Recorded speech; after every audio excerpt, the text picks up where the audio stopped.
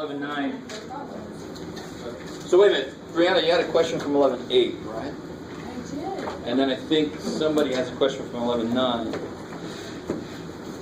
Who's on 11.9 already? Where are you? Why don't you come You?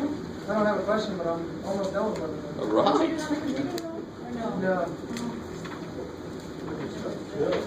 I've been sitting outside of I'm pretty sure it's 27. I don't like bragging, Did I so I'm have just to- ready to go. 7 o'clock. 27? Yeah. Okay. On 11.8. Right? I'm not trying to take So 11.8 was just the one where we introduced the idea of power series. And the interval of convergence, the ion rock, right? And the radius of convergence. Ion rock. 27, it says, find the interval of convergence for this yummy thing. Yeah, I did that.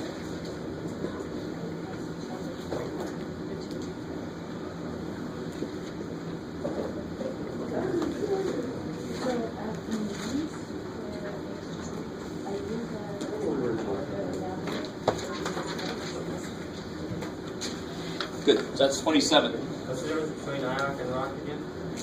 When is it? Ionic is the full interval, rock is just the radius of convergence. So if your interval was 2 to 6, then your radius would be 2. Alright, so what do I do?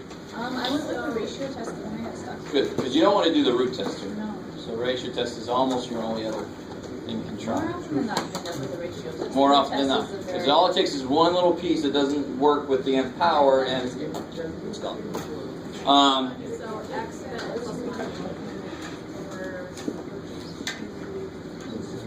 And a real quick word. Some of you guys have to tighten up your homework a bit. If you get it right, that's a good thing. But then I have to be a little extra. You know, you gotta bring the limit. Tell me why things are happening. Right? Don't just say that. I was having some homework where it was the sequences, and people were just telling me that equals 2/3. Yay! No, that's bullshit. Right? That doesn't equal 2/3. I know what you mean, but you have to write what you mean. Right? There's a limit that's missing here to make this make sense. Well, yeah, the limit, and also can I do the equals with the squiggly line on top? No. What is that? It's a cross. Well, it can't make any sense because this represents an infinite number of terms. It can't equal a single thing. You know what I'm saying? Yeah. Okay, good. All right. On the bottom, how do I write the bottom? Shit. 2n. Yeah. Do I just do this? 2n plus 1 factorial? Yeah. Why is that not a factorial? Because it's every 2. It's not all the numbers. Okay. Factorial's got to step by 1. And that's stepping by 2. So that's the question. So you don't have the factorial symbol to help you, so you have to write every term, or at least a representation. So you have to write 1 times 3 times 5, ... 2n. And really what you should, 2n plus 1. Do you see how everything's separated by 2? Yeah. 1 plus 2 is 3 plus 2 is 5. 2n minus 1 plus 2 is 2 plus 1. Hey, it makes sense. They have to be separated by 2. We talked about this. We spent a little bit of time on this because the first term would have a 1, the second term would be 1 times 3, the third term would be 1 times 3 times 5. So the nth term would go up to this, and the n plus 1 term would tack on this. There you go. If you leave anybody out, you're gonna think wrong things. Times. Super quick. And we keep the absolute value for the whole thing? Yeah. You get x over. Yeah. So You get x over 2n Oops, plus crap. 1. n x's cancel, and then 1 through 2n minus 1 cancels. So half the value is x over 2 Make that less than Well, what does it equal? x. 0. 0. No matter what number I plug in for x, it can't match this. So this is 0, which is always less than 1. I don't have to force it to be less than 1. It actually is always less than 1. So you don't force it to be less than 1 until you've taken the limit. You apply the limit, and whatever your answer is, you force it to be less than 1. This is always less than 1, so what's my interval? Yeah, so negative infinity to infinity. What's the radius? Half of infinity. No, infinity. Oh shit. Yeah, this is very, very wide. So the radius is equal to the diameter. Let that one blow your mind. And my name's How big is the diameter? Very. Infinity. Infinity. How big is the radius? Half infinity. All right, infinity. Which is. All right. See. Don't think about that too much. Freak you out. It's sort of like talking about the speed of light. When you're traveling at each other really fast, who cares? It still goes the speed of light. Too bad for you. Fine. Yeah. Can you do number 40?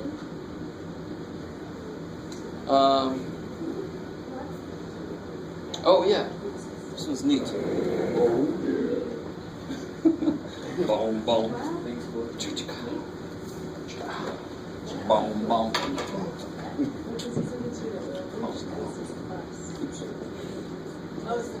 So it says,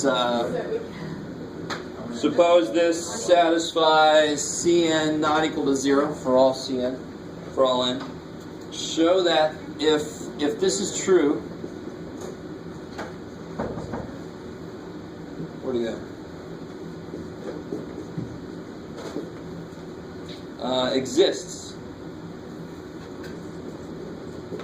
then it's equal to the radius of convergence. I like it.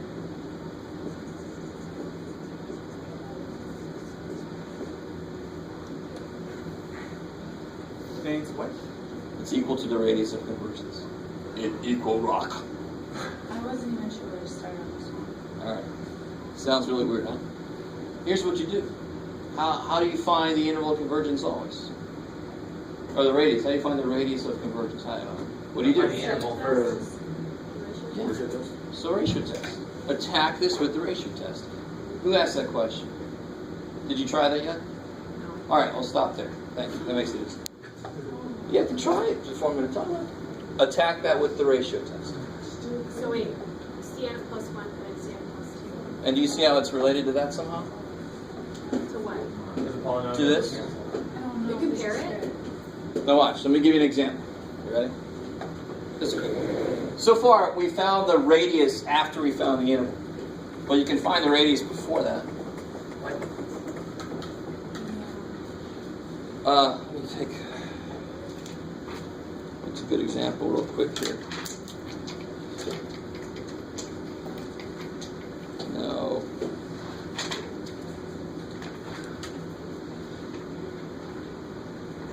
I think 9 and 12. This will work.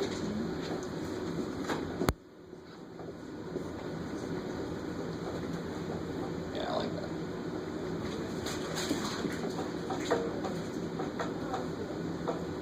All right, real quick. So we apply the ratio test to this. It'll be what now? N plus 1.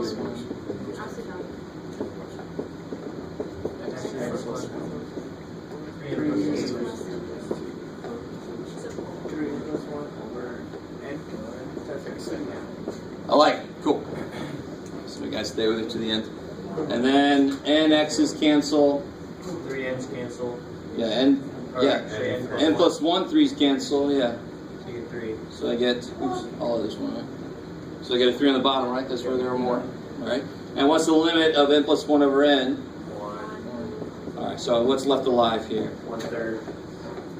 Yeah. So all we got left is the x and the 3. So that means that's the limit. All the independence went away, right?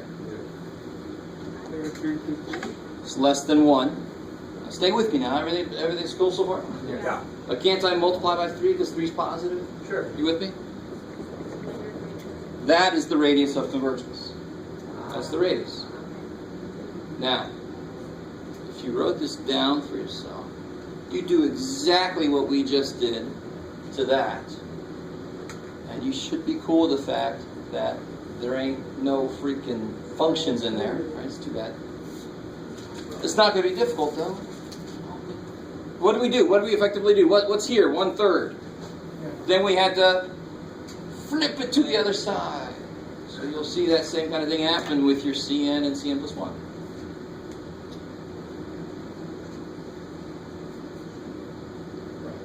Okay. But again, got to try it first before you ask me a real good question. All right, anything left over from 11.9? You guys realize we did finish 11.9. What's left in 11.9 to cover? We did. We totally did. What's left? What have you tried that wasn't something we talked about? Calculus? What?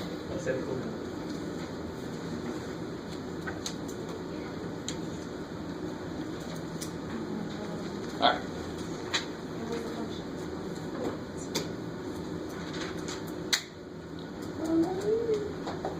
No. So 11.9 introduced us to the idea of, for example, differentiating power series. It actually gave us, the first thing was the fact that some functions can be represented by power series, right? So we started with the geometric series, and that's the 1 over 1 minus x thing. It's kind of cool, and then it kind of had its built-in interval of convergence the same way as the geometric. It's got to be less than 1. X has to be less than 1. Has to be value. Then we talked about differentiation, integration of power series, those kind of things. Yes, we did. Right. Has anybody tried it out yet? 11.9? No? How's it going? Good. It's going okay? All right. All right, good. Got to get in there and try it. So any specific questions from 11.9?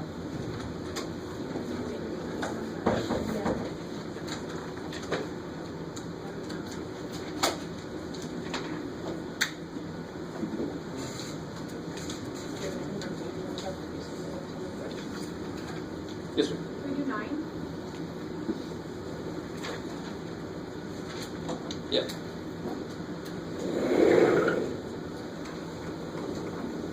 So remember, the only thing we really know directly at the beginning of 11.9 is the sum of x to the n equals 1 over 1 minus x if, yeah, all right. And that's the very first page of 11.9, well, the second page. I got it over the top. Cool. And that's just the geometric series. If x is r, and r is less than 1, then the sum would be this. Very quickly, this is not true if it's not convergent for a geometric series. And how do you show a geometric series is convergent? R's got to be less than 1. You don't show that it's convergent because you plugged a number in and this came out to be a number. It always will. You plug in 4/3, it's going to come out to be a number, isn't it? But you weren't allowed to do that because if r is 4/3, it's not convergent. So this is only valid if it's a value in that interval of convergence. Otherwise, it should. Otherwise, it goes to infinity. Doesn't hold. All right, good, baby. So the one they give us in number 9 is this dude. They got that the right one? Yeah. And one thing that's really nice about it is the bottom looks familiar. But what's wrong with the top? Plus x. Yeah, the damn plus x. So who's got a suggestion as to what to do with that? Could you split the number? I love it. It kicks ass because the first piece of it is that. Yeah. Done. Oh, yeah. The next piece of it is that times X. x. So what? So you ready? Ready.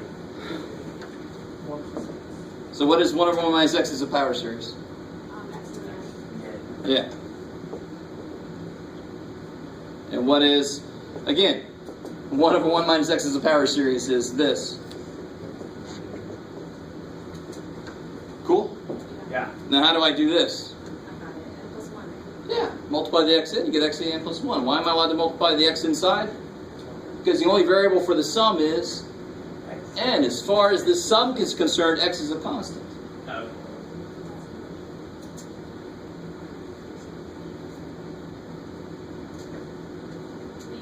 Sure. So what was 11.9 asking? Just to make that into a power series? Yeah. Find a power series representation for the function. And to be really honest, we could have written this as this, because you see I have 1 plus x times Yeah. 1 over 1 minus x, right? But here you can actually kind of combine them if you're careful. Let's go one more step here. So I have the sum x to the n plus the sum x to the n plus 1. Yeah. Can you do anything with these?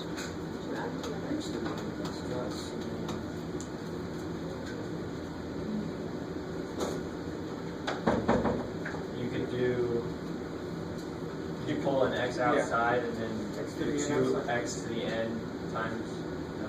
Now be careful, you can't, because then they won't be like terms. Let's try to play around with this a little bit. Yeah. To go x to the You go out at x to the n and get 1 plus, multiplying x to the n times 1 plus x. So, all right. So what he said, one thing you could do is you could do, because think about it, if I add a bunch of ones, if I have 1 plus 1 plus 1, and then I add a bunch of negative ones, the same amount. Yeah, I can add 1 minus 1, 1 minus 1, 1 minus 1. You got to be careful when you. It doesn't always actually work. But let me do this. Instead of just making this a sum, you could do this. In a way, this is a little. Right? Because are those x's like terms? No. Are those x's like terms? No. Oh, they're not. No, they have different degrees, different powers. But if you try to play with this, I don't want to do too much of this.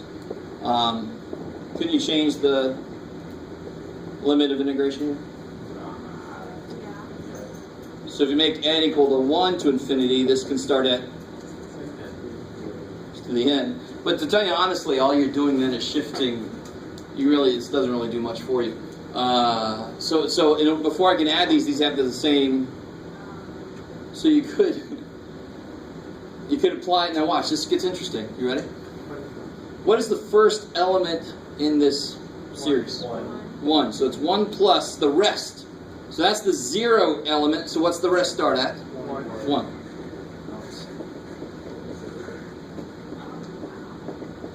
So it's 1 plus twice. Which kind of, think about it.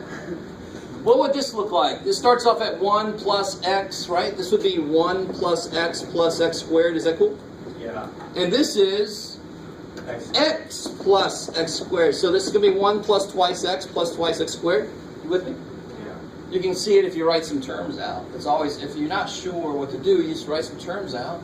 It's never enough to show something, but it's enough to tell you what you could do.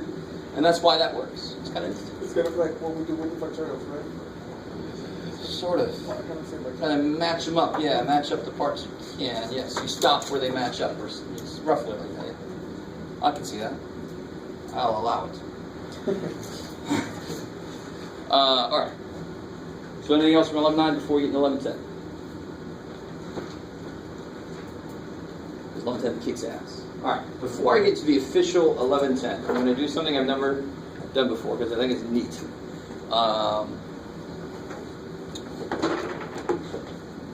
So we're gonna create. I think this thing works. Sorry.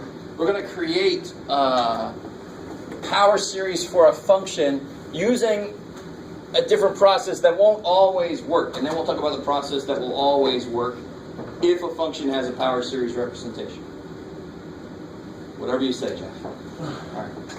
So if I wanted to write e to the x as a power series. And you guys understand, what's it mean when I say as a power series? What really is a power series fundamentally? A series that is a summation. It pretty much always looks like this. It might have different coefficients. So what is it basically from algebra? It is a polynomial. Is that cool? Second? Yeah, this is 1110. Seems like we did everything else. Talking about 11.9. So I want to write a polynomial. Now, what's the fundamental thing about e to the x? What's the first thing you learn in calculus about e to the x, which is awesome? It is its own derivative, and integral for that matter. So we'll look at it as a derivative first. It'll be a little easier. Now stay with me. I want you guys to stay with me. This is going to be very kind of loose. It's not going to be a process that works for anything else, really. So like, why are we doing it? Just because. All right. So if I'm going to write a polynomial for e to the x, that has to be its own derivative. So something like, if I just start like 1 plus x, I mean, is that good so far? What's this guy's derivative? 1. So see how it's plus, and then I want some more terms. Are you with it? Because it's got to have an infinite number of terms, right? Thankfully, not going to come up with every one of them individually. We're just going to get a few and then continue the pattern. Right?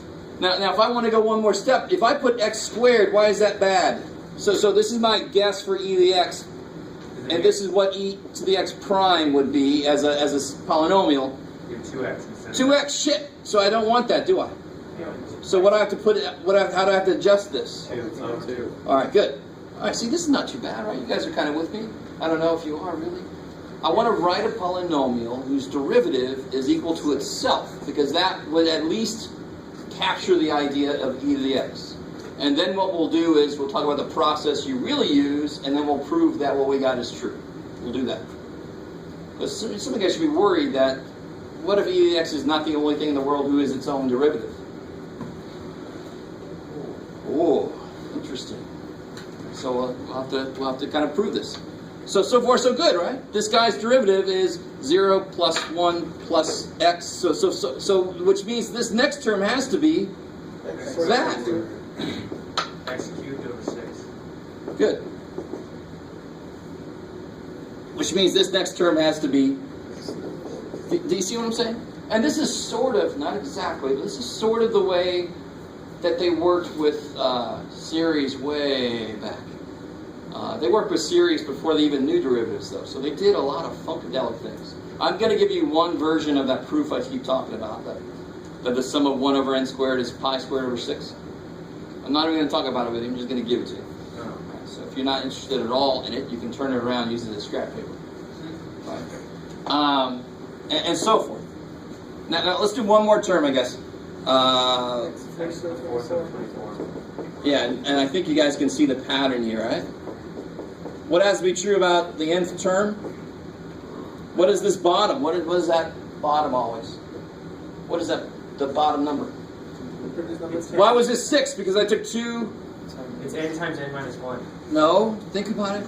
How to get 6? 2 times 3. 2 times 3. How to get 24? 2 times 3 times 4.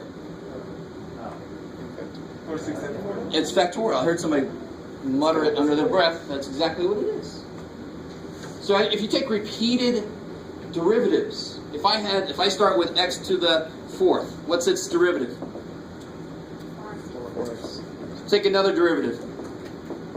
12. Take another derivative. 24. So I get 24, right? I mean, the idea of it's multiplying by itself. So if I start with a 4th power, I'm going to take derivatives all the way until I get a number left. That number will be the factorial of what I started with, the power.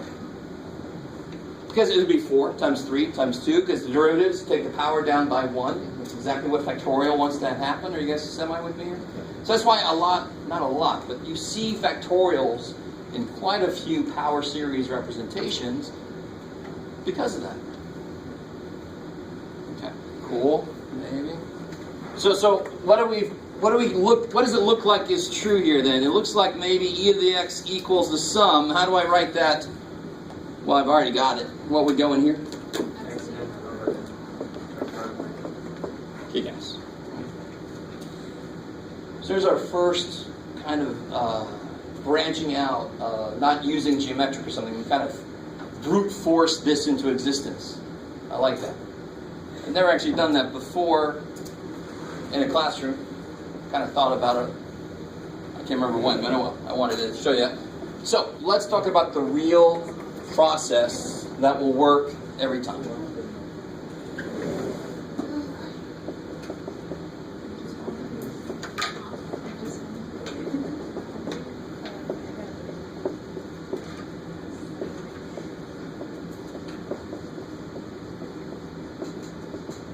So now we're going to do something that's a little more of a proof. We're actually going to start, it's not even a proof really, it's just a construction. It's another brute force thing, but we start from a general position. So that was way too specific.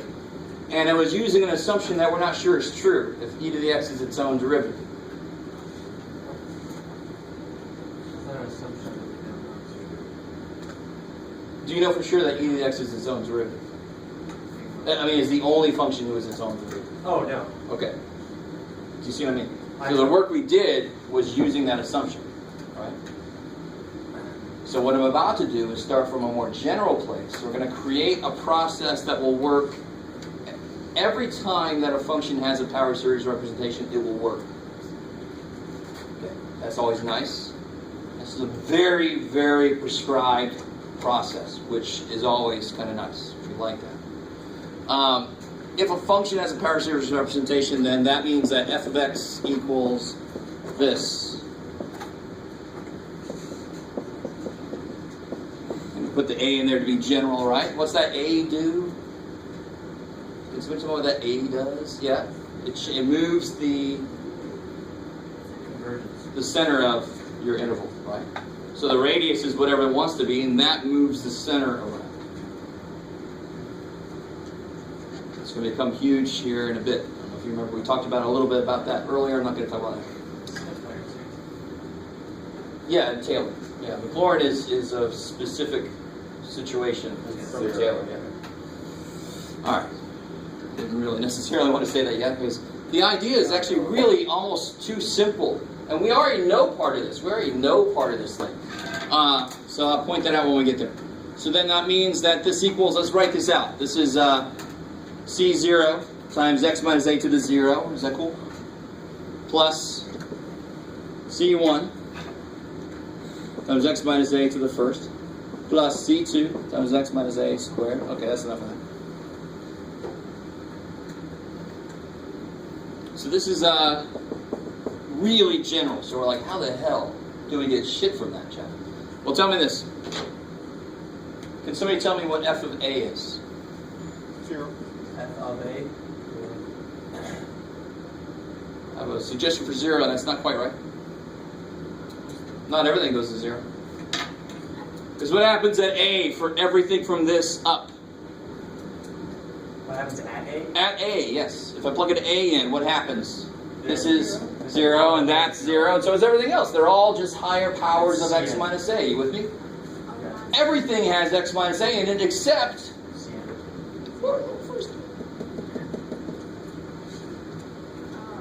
You guys kind of with me? Not a big deal.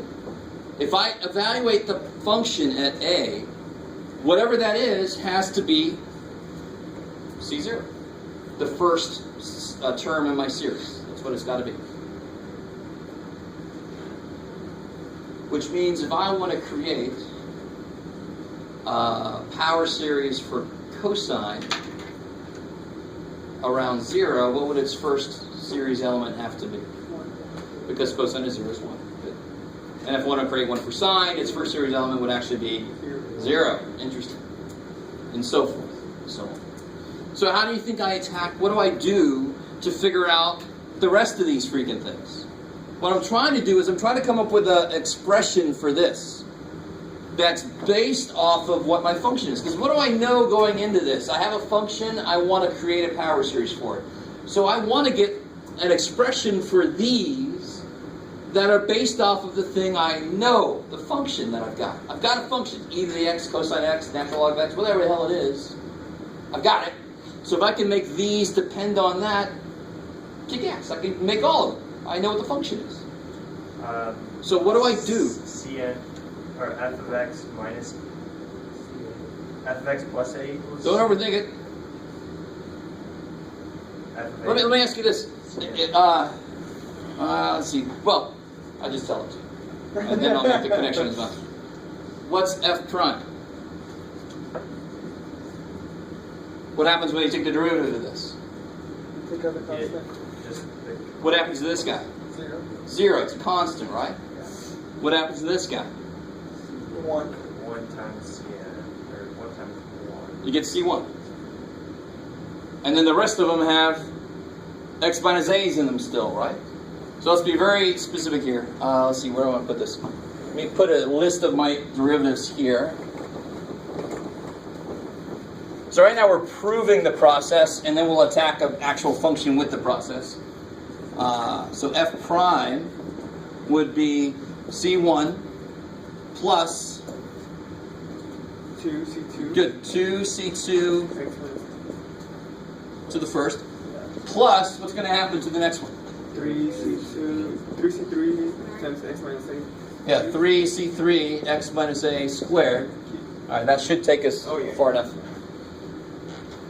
So there's a reason I did the earlier thing about the factorial coming from derivatives.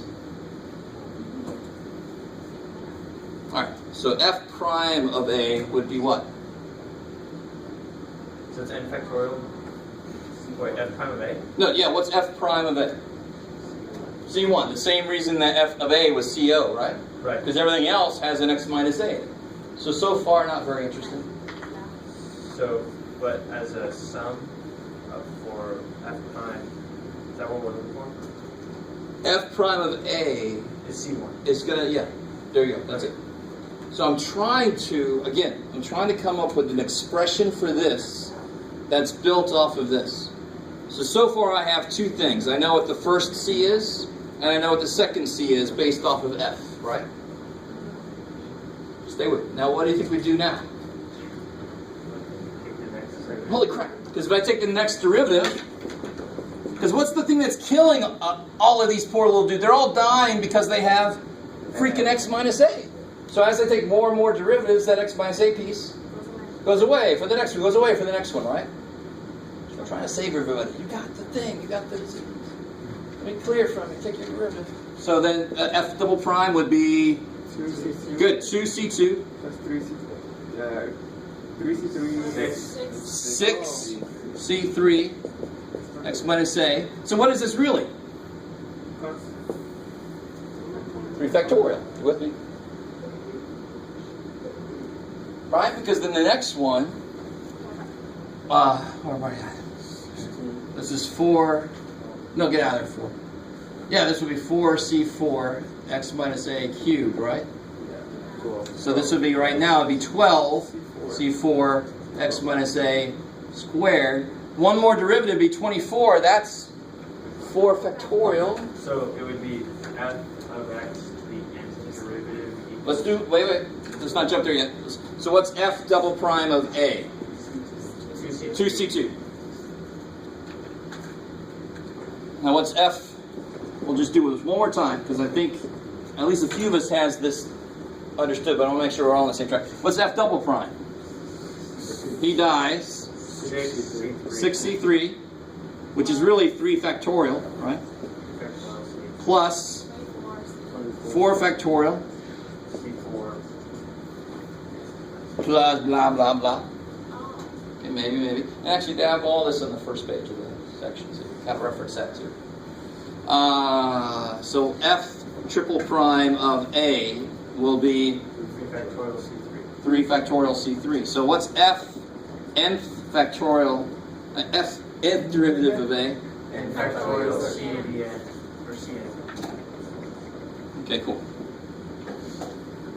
Alright, so what the hell? So now that we've gotten the nth, this is the whole idea. We did a few until we saw the pattern. And once we get the pattern, we know how to write this in terms of this. Cn equals F of a. f, the nth factorial, the nth derivative of f divided by n factorial. Holy shit.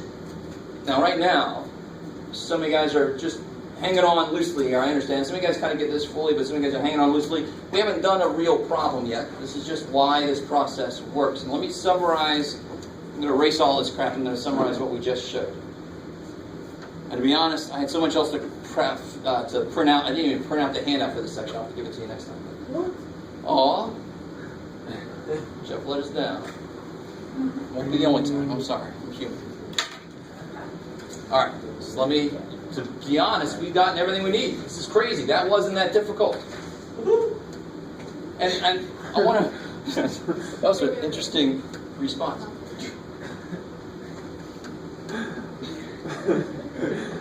I need a translator for that. What's up?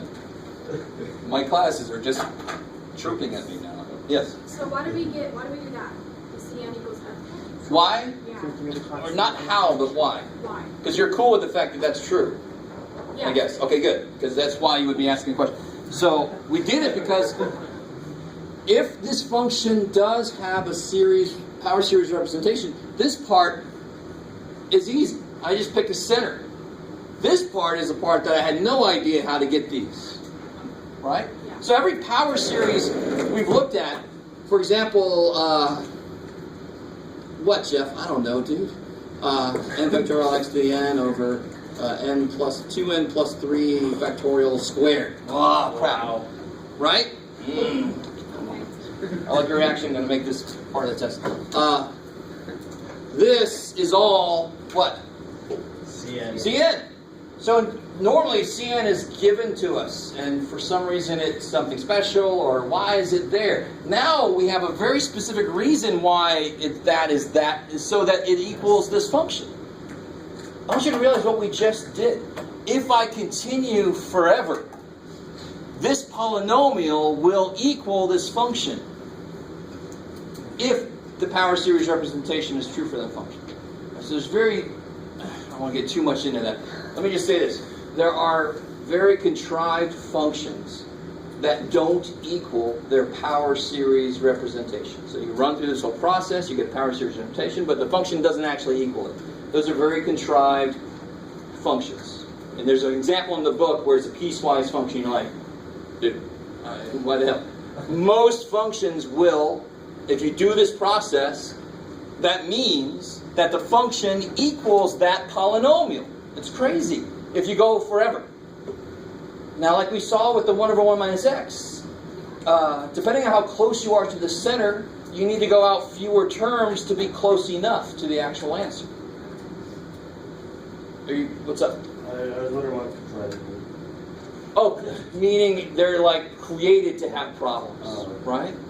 So I was just say contrived for my algebra students because they have very contrived problems that you wouldn't see in the real world very often, just so they can do this one little thing. And I kind of hate that, but sometimes you have to contrive a problem, make something that doesn't normally happen. All right. This is gross. All right. So has everybody you got more than you wanted there, plus it's all in the first page of section 1110. Yeah, one question. Now, what about the limit? It goes from 0 to infinity. Yes. But So there's still a question about the interval of convergence for each function I do this. So every function is going to have possibly their own interval of convergence. Is that what you're sort of kind of worried because n factorial cannot be 0, right? Yeah, no, it totally is. 0, what's 0 factorial? 1. 1. And again, the quickest way to explain it is a factorial is related to how many ways there is to choose something. If you have nothing to choose, how many ways can you choose something? 1. You don't choose something. There's nothing there, right? So to me, that question is moot. But are you? Yeah. So 0 factorial, you can just, if you want, it's just, the book even says it's defined to be 1, but that's never good enough for me. I'm like, that's not good. Don't tell me what the hell it is. Show me why that makes sense. All right. Let's do let me summarize what we got, and then we'll actually attack a function with this. All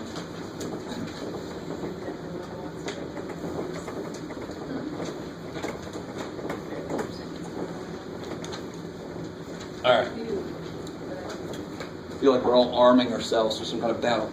We've got a new weapon. Attack the enemy. Who's the enemy? E to the x. So let's start with We'll prove what we did earlier for e to the x. We'll prove it. A nice easy function because its derivatives are itself. Yay. Taylor series means a not 0. Maclaurin series means a is 0. And the reason that they're given two different names is to recognize that Maclaurin did his work separate from Taylor. You guys understand? So we wanted to give both of them credit.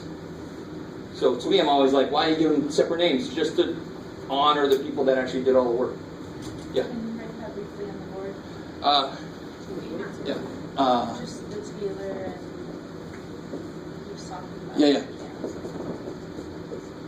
Taylor, if A not 0, Maclaurin, if A is 0. So Maclaurin series are centered at 0. The Taylor series are centered somewhere else. So in essence, Maclaurin is a specific case for the more general Taylor series where it could be any center. Oh, it doesn't work. So Taylor series is going to work for 0, 2. Say again? Taylor series are going to work for 0, 2 as well. Taylor series is going to work for... When it's centered at 0? That's what they're for, yeah. That's what we call it if A is not 0. Oh, okay. We call it a Taylor series. And screw it. It's just... Yeah, okay.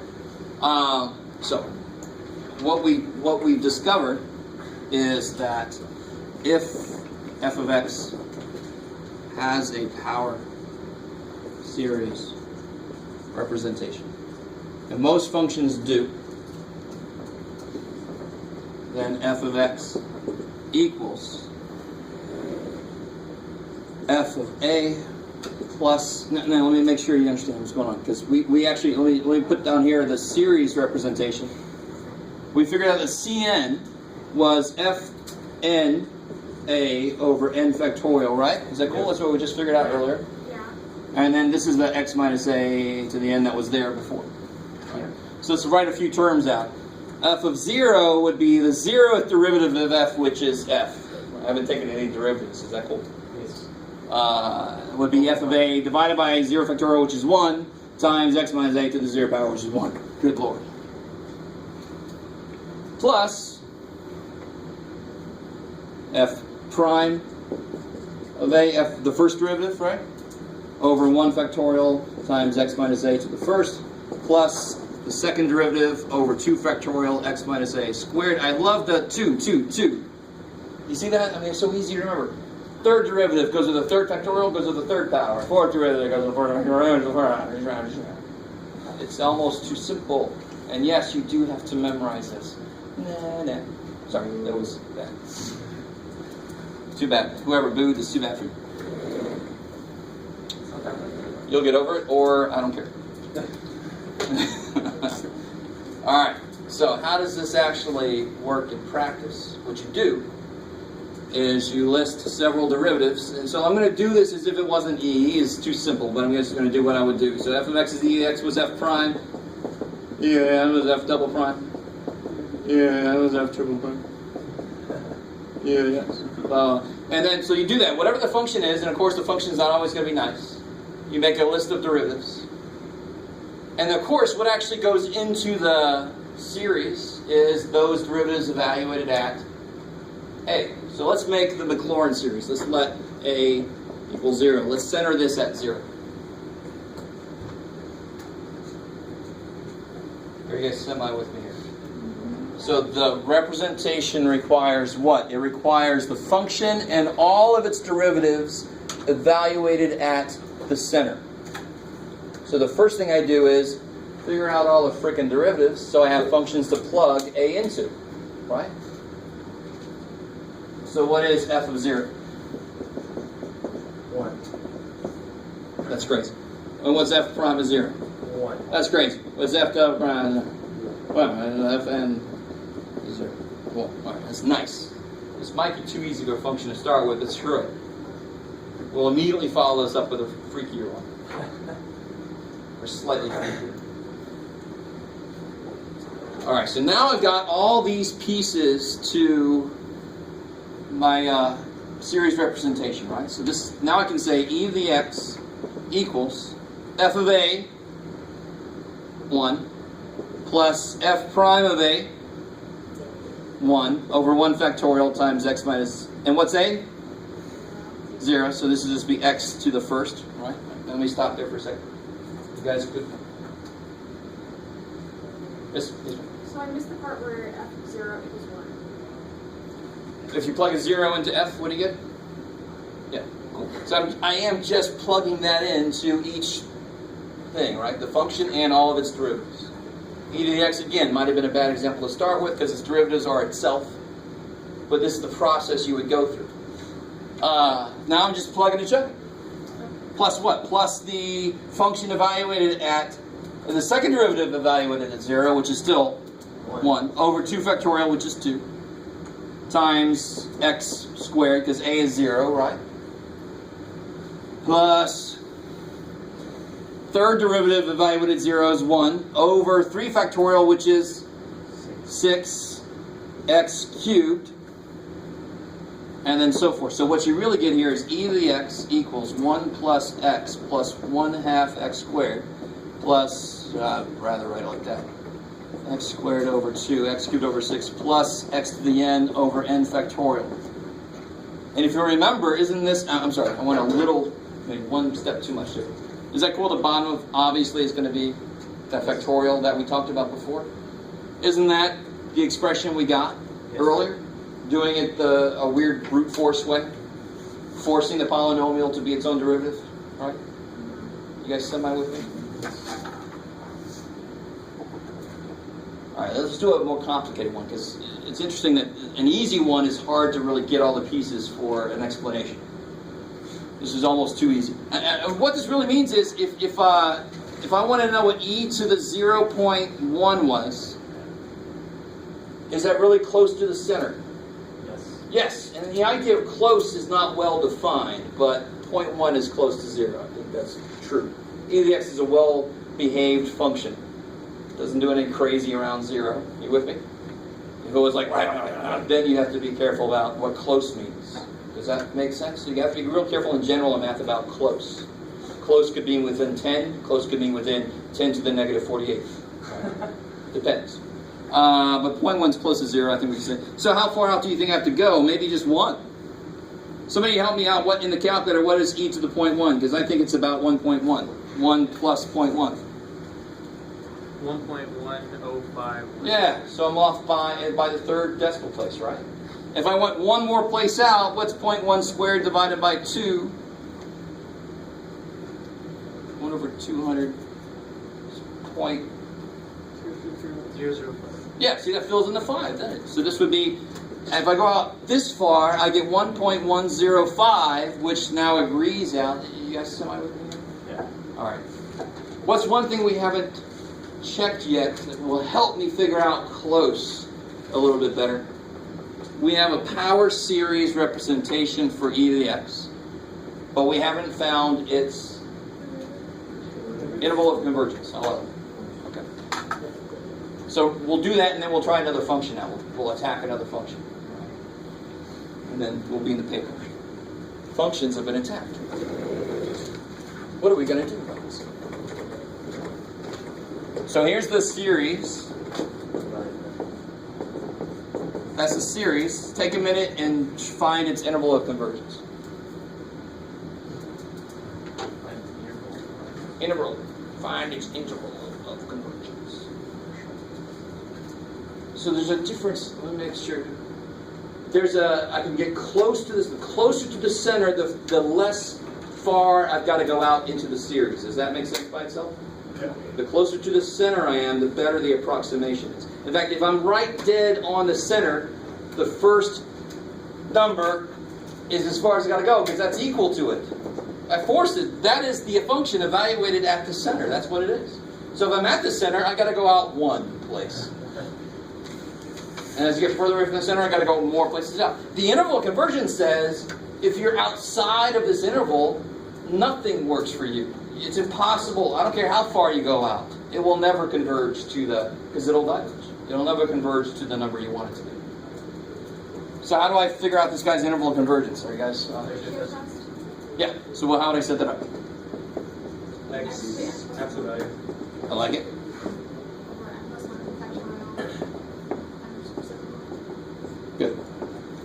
So then n x's cancel, n factorial cancels. Be careful when you do that. You can do that if you're really comfortable with what's really going on there. I could pull an n plus 1 out and n factorial would be left.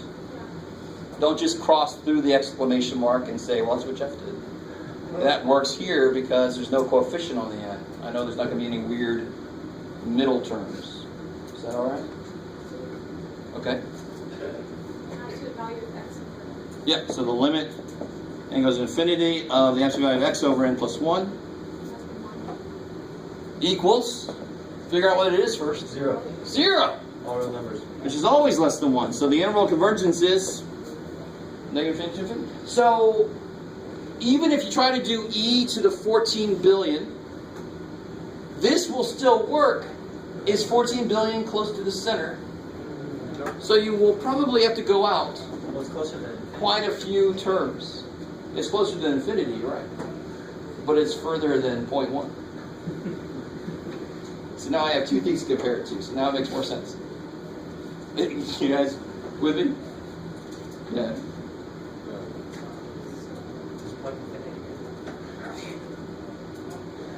No. Okay, so let's try another function that's a little bit more interesting, right? So it's not its own derivative forever. Let's try, we talked about this one earlier, let's try cosine. We'll do cosine. It's a little bit more interesting than e to the x. At least it repeats, but not immediately, right? So if I wanted to find a power series representation for cosine, so that would be called, well, it depends. We'll still center this, well, do you want to center this somewhere else? You want to see what that looks like? Let's try it. Yeah. Centered at a equal to pi over, at pi? No, we'll say, 5/4. yeah, pi over 4 sounds good.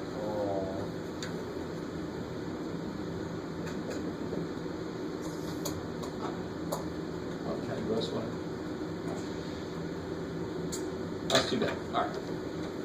No, that's great. We'll do that later. So we'll make this 0 for now. My bad. Because I want to feed this into finally proving what that one shirt says that I have. E to the I pi plus 1 equals 0. Shit. Damn. Sorry. Well, we'll see.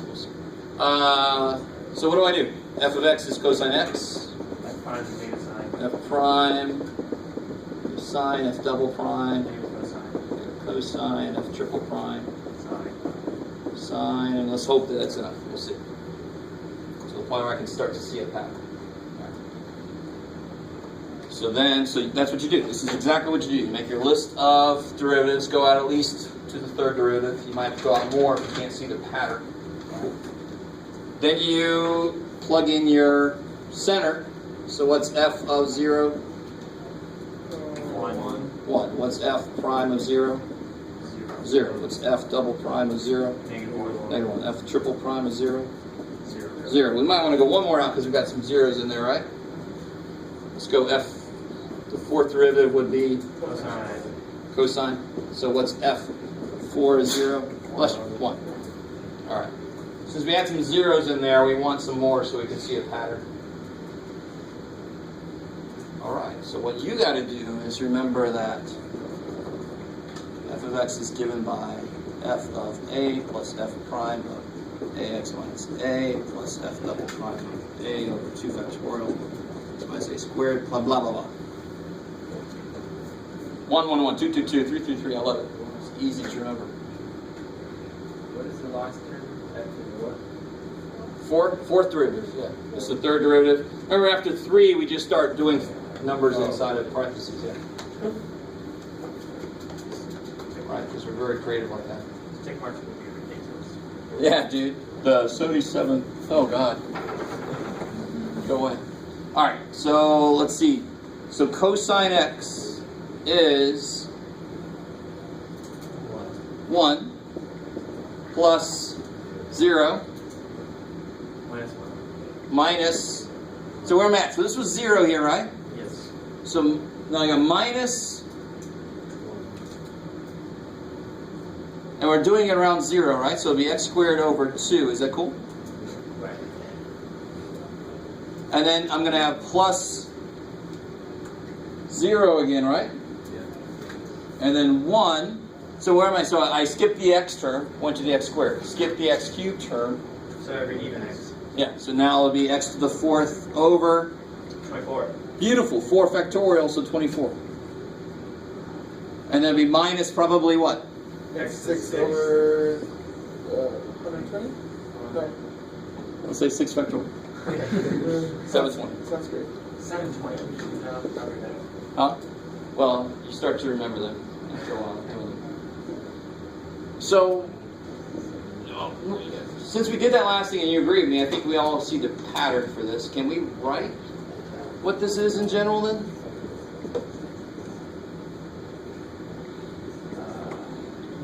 Notice the power is the same as,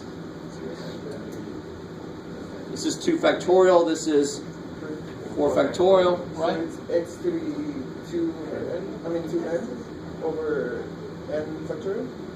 And then, 2n and then you have a negative 1. Good. Again. So now you got a negative 1 to the, N plus 1. I want the first one to be positive. and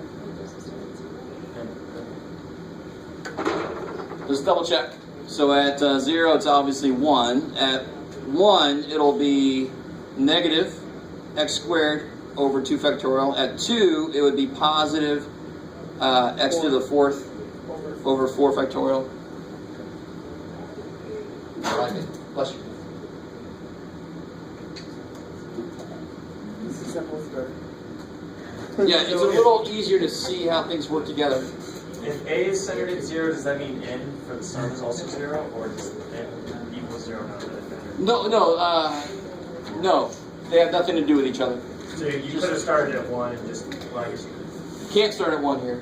Yeah, because the 0 picks that up. I could start at 1 if I adjusted these, but Right, okay. normally you start at 0. So real quick, the last thing. So we built it around 0, right? So what would cosine of 0.3 be approximately? 1 minus 0.3 squared over. Maybe that's enough. Let's see. So that would be 1 minus 0.09, so 0.045, so 0.955. Yep. And what is cosine of 0.3? It's 0.9955334. Alright, cool. It's kind of neat to see it working. Now, of course, I keep picking things that are really close. If it picks something further away, you just go further out. We haven't talked about this guy's interval of convergence yet either, so we don't know how far out we can go. What if you choose 0.3? Just because, totally out of nowhere. So if you choose, It's relatively close to 0, and I didn't want to have to go out 8 places. so if you choose like higher or lower point? Totally, but it's got to be something inside the interval of convergence, so we haven't done that for this one yet. We'll have to do that next time. Yeah. We didn't go out 0 0 way because every time we do a center, it's always like less than 1. So it fill out. You know what I mean? Like an easier way. Easier way for what? I'm sorry. Find a center that's greater than 1. It depends on the function because like the example you did was like 0.4. Yes. 0.3. So if it depends, if I had to do a lot, if I had to do stuff like around cosine of 5, you with me? Yeah. If I had to do cosine of 3 and cosine of 3.2, and I wanted to have a polynomial, I would have centered it at pi. I would have made the center close to the values that I want to get. Does that make sense? If I don't know ahead of time, then it doesn't really matter. Yeah. Test next Thursday? Yeah. Cool. Yeah. Test next Thursday? It's the same as what it's supposed to be. It's not this Thursday. There's no way. No, next Thursday. I can't remember off the top of my head. Yeah, it is. What's it say? Yeah. Cool. Question. Yes. Because 11:10 is the last one we do before the test. So Thursday, we finish 11:10. Tuesday review and then. Yep. So can you explain what happened right Yeah, go over the English Oh, so here's the general form, right? So then using this cosine x as the function equals f of a, f of 0, 1, minus, so plus f prime of a, okay, that's 0, so that's gone, plus f double prime of 0, that's negative 1, over 2 factorial times x minus 0 squared. Yeah. Because of this, right? Exactly, so now that's why I'm skipping x cubed. So for cosine, it's going to, for sine, it's going to start at x and go to x cubed. It's actually going to be all the alternate ones. So the alternates. And now I Yeah, have to go. because it makes sense because one's derivative is the other one, right? So you would expect to kind of do that. So actually right now, I could integrate this and get sine instead of doing this whole thing. And then how did you go here? Right? Yeah, just look at the pattern. These are always the same. And this is 0, 1, 2, 3. So it's twice n. So that's got to be twice n. The same thing. Bam. So you do several, and that's why we did a few more, because we got 0. So we had to do one more just to make sure that I had enough to see it happen. Yeah. Cool. And of course, we just barely got into it. So you shouldn't feel like you have to understand it totally yet. You have to do a few to really get it in your system. See you. I'm still kind of confused on like how you're plugging. Aww. Shit. Sorry. Yeah, I wanted to that's give this to you guys, but I forgot. Damn it. Sorry. Go ahead. I just like I'm just confused at this part. Like I know we have to memorize that, but like how do we get these numbers in there? Like I don't like that. There's like too many variables. It's like So this is, in fact, one thing you could do, instead of putting 0, you just put a here, so it's a little more directly. So f of a is 1. Bam. F double prime of a is negative 1. Bam. F prime of a is 0. That's why it's not there. It's just plug and show. So f of a is 1. F prime of a is 0. F double prime of a is minus. A is 0, x squared, over 2 factorial. oh okay. I'm just plugging and chugging. That's all I'm doing. Alright. Yeah. So when we get like you're going to do pi over 4 or something like that. Like when you first. Oh yeah. I could have made the center pi over 4. Right. So that would have been. And then it would have just changed all these. It would have been root 2 over 2. And then how would that look in like in the first one? So like x2 over 2. What would that So look it like? would have been, there would have been a pi over 4 here, and it would have been x minus pi over 4, Oh, okay. so forth, right? Over But then I wouldn't have gotten these zeros too. Right. So there'd be something in between. So we'll do an example next time where it's not centered at 0. All right. Yeah. All right. Thanks. Sure.